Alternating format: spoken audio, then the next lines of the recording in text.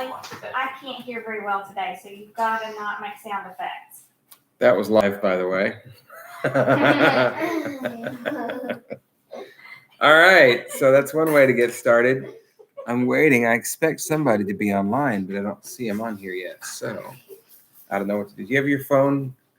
Call them and tell them to get online and watch this live, because it's live. Except if you're watching this later and it's not live, but I'm saying it's live, and then it's just confusing. But it's live right now for those who are live right now, right? Okay. It's not live. But anyway, here we are, and yeah, glad to have you online. We're doing chapter 6 of On the Edge of the Darkness by Andrew Peterson. This is the first book in the Wing Feather Saga. We have yet to finish this book in our family. We started it once before, but apparently I used way too many accents that time. So we're going to continue with chapter 6 tonight. Chapter 6, A Bard at Dunn's Green. Are we ready? Yes. Come on, Jenner grumbled, relieved but annoyed at himself for panicking. Tink reached down to help Lily to her feet, but she ignored him and got up with the help of her crutch. Suddenly, the blast of a horn pealed through the summer air, and the crowd cheered. The games were beginning. All day long, games would be played on Dunn's Green, the wide lawn on the east side of town.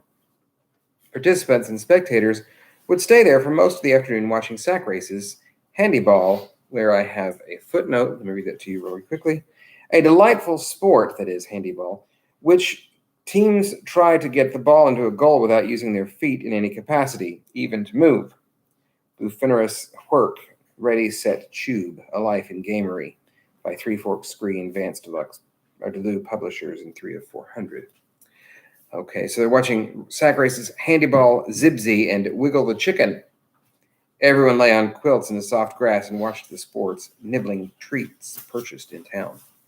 And that was exactly what Janner had in mind to do, if they could ever get there. Janner pulled Lily along by her free hand and urged Tink to keep up. Could you two walk any slower? Tink was far more interested in the delicious smells wafting from the kitchens and makeshift stands where merchants were selling baked butter-toast pastries and fire-cooked Swisher fins. Hang on, I want a berry bun. Tink dug into his pocket with the hand Janner wasn't tugging. Janner was losing his patience. I'll buy you a berry dumpling later if you want. Come on, he grumbled. Tink relented, casting a long, regretful glance over his shoulder at a plump man in an apron, basting a platter of buns with bright red jam. When they finally arrived at Dunn's Green, the Igby children sat on the lawn and watched the festivities all morning and into the hot afternoon. When the sun slipped westward and the shadows began to lengthen, the people chattered more and more. At dusk, the sea dragons would come, and the people would perch on the cliffs to watch them dance by the light of the moon. Janner could feel the anticipation in the air. To his delight, Tink had spotted a merchant selling blueberry gooey balls just behind him. He had spent the few coins Nia had given him, so Janner had begrudgingly shared some of his own just to quiet Tink's stomach and his mouth. Tink had no idea that his face was now smeared with dark purple. Lily was content to passively watch the games while she tickled Nugget's belly or threw a stick for him to fetch. The onlookers had tolerated this until she'd accidentally thrown the stick onto the playing field when Nugget chased at one of the handyball players, who was rolling awkwardly across the field, careful not to let his feet touch the grass, missed a pass from another player because Nugget got in his way. All eyes had turned angrily toward Lily, whose cheeks burned as red as Tink's were purple. But when the onlookers saw Lily's crutch, they softened their glares and the game continued.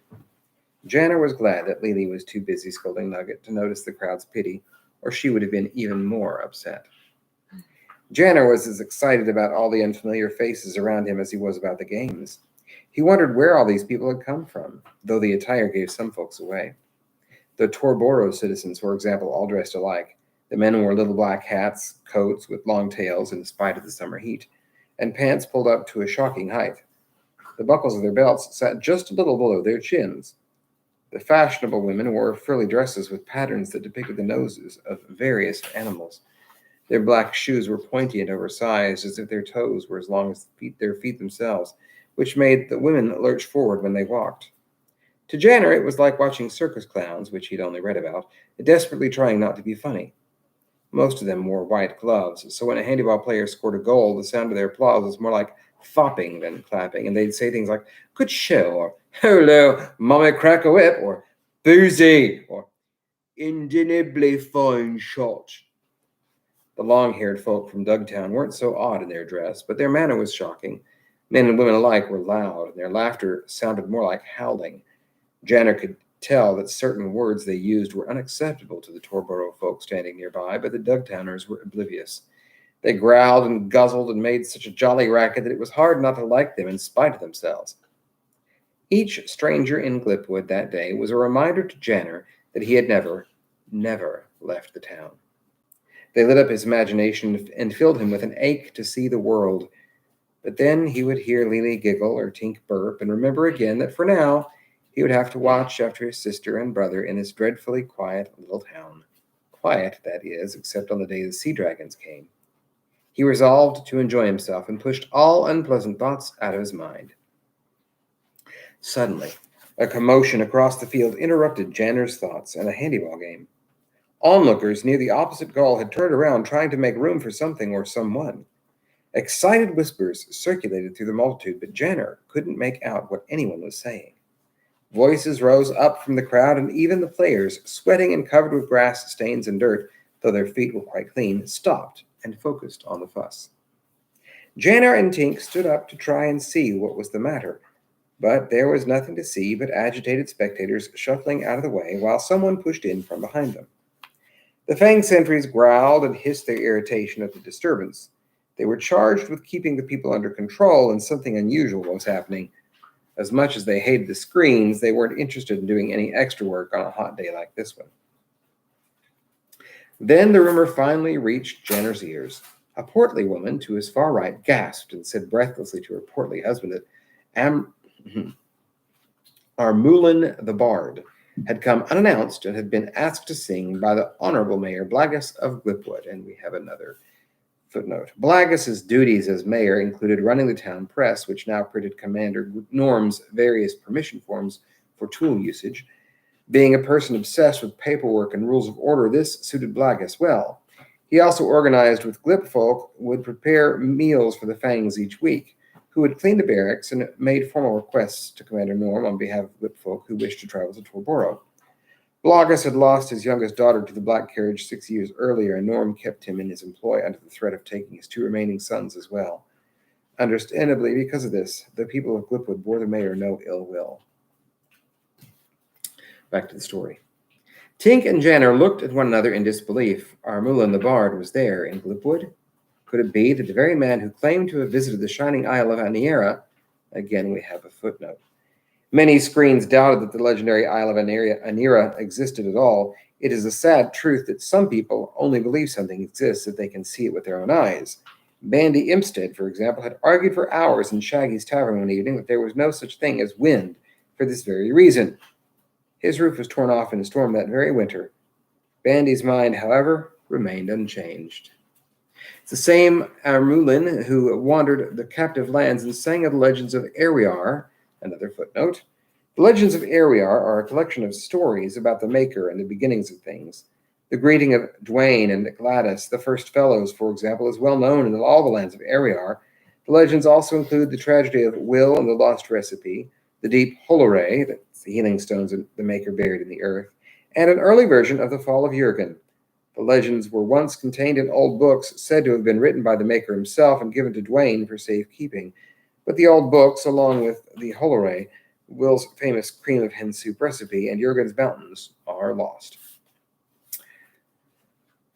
So he's the same one who sang of the legends of Ariar, of great deeds and great loves, was even now in Glipwood in his regal garb upon his majestic horse.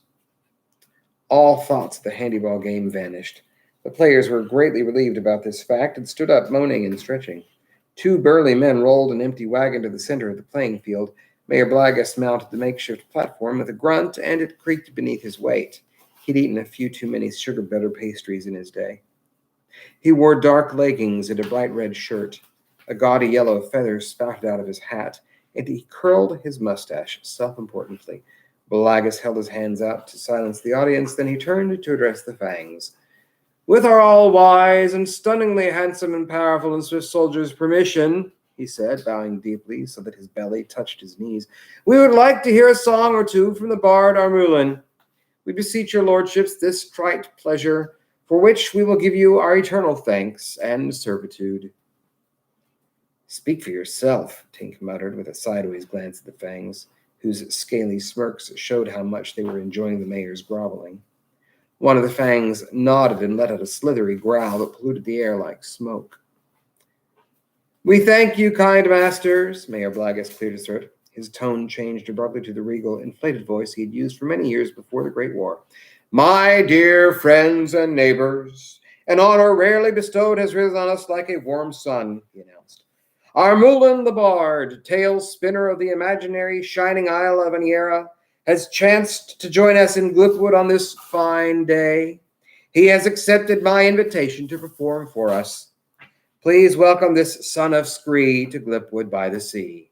Ladies and gentlemen, I give you Armulin the Bard. A bedraggled man stepped up to the wagon with a worn whistle harp under one arm. We have another footnote here. It is unclear where the whistle harp originated. Each culture on Airwear claims to have invented this instrument, and each culture has good evidence to support its claims. Whistle harp tunes are referenced in the writings of it's spelled Hzyknah, Zekna, which date to the end of the first epoch. So there's your footnote. Let me find myself. I had a whistle harp under one arm. The smile on his leathery face reminded Janner of a mischief-minded little boy about to disobey. Armulin winked at the crowd and bellowed, Hello, dear screens. Fangs are ugly. The applause ceased abruptly, and the four Fangs standing at the edge of the crowd roared a chilling roar and rushed, hissing, toward the bard. That's the end of Chapter 6. Thank you for joining us. Stay tuned for Chapter 7. Are we doing Chapter 7 tonight? No. Okay. So not tonight, but soon, and possibly very soon, like tomorrow or the day after that. Probably not tomorrow. Probably the day after that. Bye.